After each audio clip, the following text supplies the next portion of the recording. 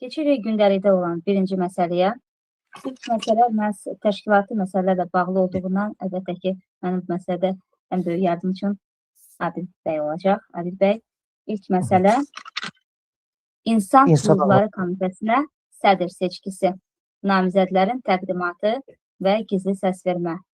Adil bəy, namizədlər təyin olunub mu və yaxud biz bu iclasda onu təyin etməliyik? Bəli, icazə verirəm. Təşəkkür edirəm, hörmətli sədr. Hörmətli millət vəkilləri, bildiyiniz kimi Azərbaycan Xalq Parlamenti sədrinin müvafiq komitələrin növbədən kənar iclaslarının keçirilməsi və təşkilati məsələlərin həlli barədə sərəncamı var idi.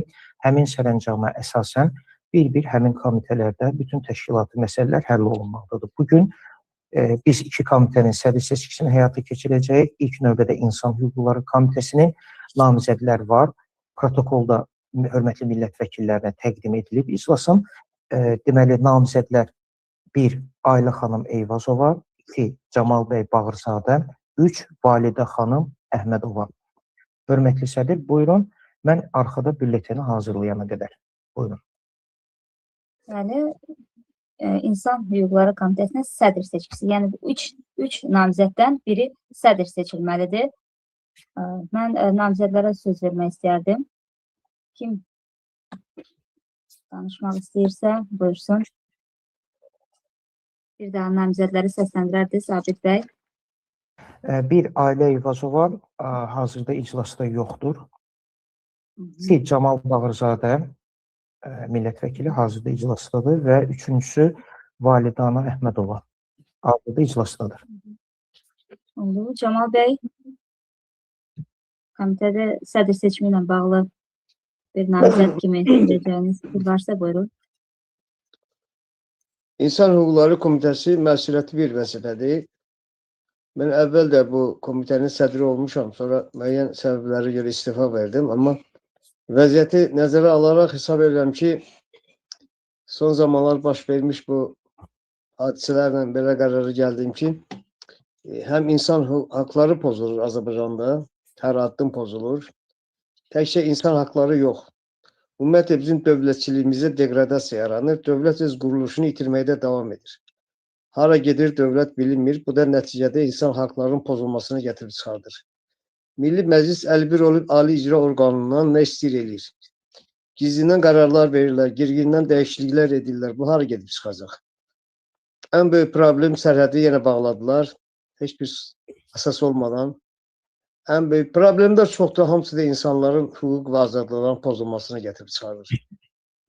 Bu sahada hökumət heç bir rol oynamır. Adicə bir aliment istəyən qadının da hüququnu qorumur. Adicə bir aliment vermək iqtidarında olmayan şəxsiyyəti də, vətəndaşı da qoruya bilmir.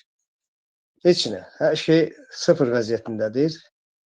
Bunu təkcə bizim parlament həll elə bilməz əlbəttə, amma bizdən başqa da baxça danışan yoxdur.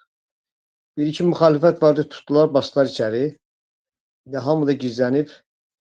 Milli Məclisdə yaltaqlıq üzrə yarış gedir. Heç bir müzakirə olmadan qərar qəbul edirlər. Ona görə də lazımdırsa, yəni lazımdır da bu insan haqları komitəsi bizdə olmalıdır və öz sözümüzü, fikrimizi bildirməliyik. İmkanımız dairəsində hadisələrə reaksiya verməliyik. Bu qədər. Təşəkkürlər Camal bəy.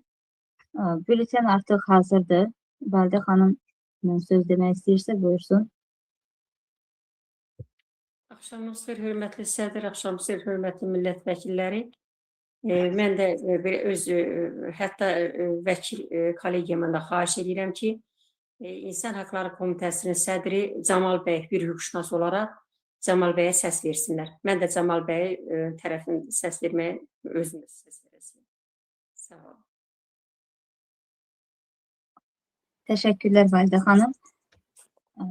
Artıq bülten hazırdır. Səs vermək gizli həyata keçiriləcək. Bəli, xahiş edirəm hörmətli millət vəkilləri. Kodlarınız yəqin ki əlinizin altındadır. Abid bəy, səs vermə linkini həm bu proqramın söhbət pəncərəsinə, chat bölümünə, həm də ki WhatsApp qrupuna yerləşdirin ki millət vəkilləri istifadə edə bilsinlər, səs verə bilsinlər. Buyurun, səs vermə artıq başladı. Hörmətli sədr, tapşırığınız icra edildi. Səs vermənin linki bütün WhatsApp qruplarla və həmçinin də iclasın yazı pəncərəsindən paylaşıldı. Təşəkkürlər. Buyurun. Səs vermədə yalnız millət vəkilləri iştirak edir. Hazırda iclasda 36 nəfər qeydiyyatdan keçib, onlardan biri mənim monitorumdur və bir nəfər mətbuat xidmətinin rəhbəri Kamran bəy Nəsirli iclasda iştirak edir.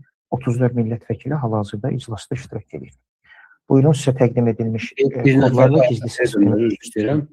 Bir nəfər də Adafillə bizim rejissordur. Rejissor. Təşəkkür edirəm Qurban bəy. Mən də 2 akkantdan qoşulmuşam. Həm kompüter, həm telefondan.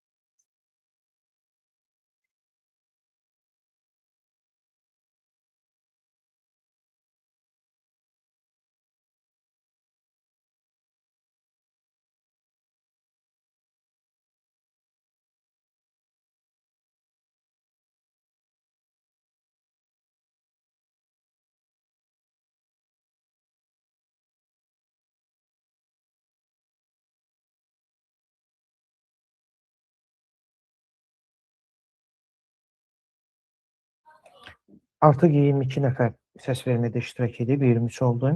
Hörmətli millət vəkilləri, linka daxil olun. Keçən həftə sizlərə paylanmış gizli kodlarla səs vermədə iştirak edin. Son 1 dəqiqə xahiş edirəm, aktiv olasınız. Artıq 25 nəfər iştirak edib.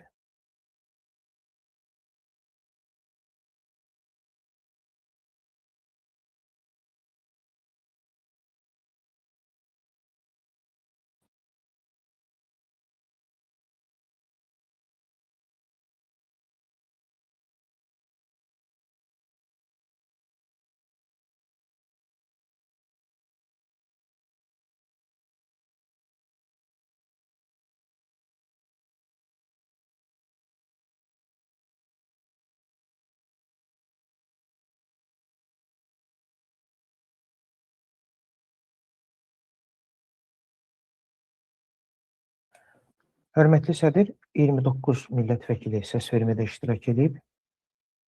Bu iclasda iştirak edənlərin yarısından çoxu deməkdir. Doğru. Bəli, reglamentə əsasən zaten namizədlərin birinə iclasda iştirak edənlərin yarıdan çoxu səs verib. Buyurun. Bəli, beləliklə səs verməni durdururuq. Təşəkkür edirəm, hörmətli sədr. Nəticələri Hörmətli millət vəkilləri, səs vermə durduruldu və səs vermənin nəticəsini elan edirəm. İnsan Hüquqları Komitəsinə sədr seçkisi keçirildi. 30 millət vəkili səs vermədə iştirak elədi, gizli səs vermədən. Onlardan 23 nəfəri Camal Bağırzadəyə, 3 nəfəri Ailə xanım Eyvazovaya və daha 3 nəfəri Validə xanım Əhmədovaya səs vermişdi. Və səs vermənin nəticəsi olaraq Camal bəy reglamentin tələblərinə uyğun olaraq deməli, səs vermədə iştirak edənlərin yarıdan çoxsunun səsini almaqla İnsan Hüquqları Komitəsinə sədr seçildi. Buyurun, hörmətli sədr. Təşəkkürlər Adil bəy. Camal bəy, sizi İnsan Hüquqları Komitəsinin sədri seçilməyiniz vasitəsilə təbrik edirik. Ümid edirik ki, sizin fəaliyyətiniz məhsuldar və xalqımız üçün faydalı olar. Keçirik gündəlikdə duran. Çox sağ olun, mən də çox sağ olun. Buyurun. Çox sağ olun, mən də ümid edirəm. Yox, xeyr, çox sağ olun. Çox sağ olun.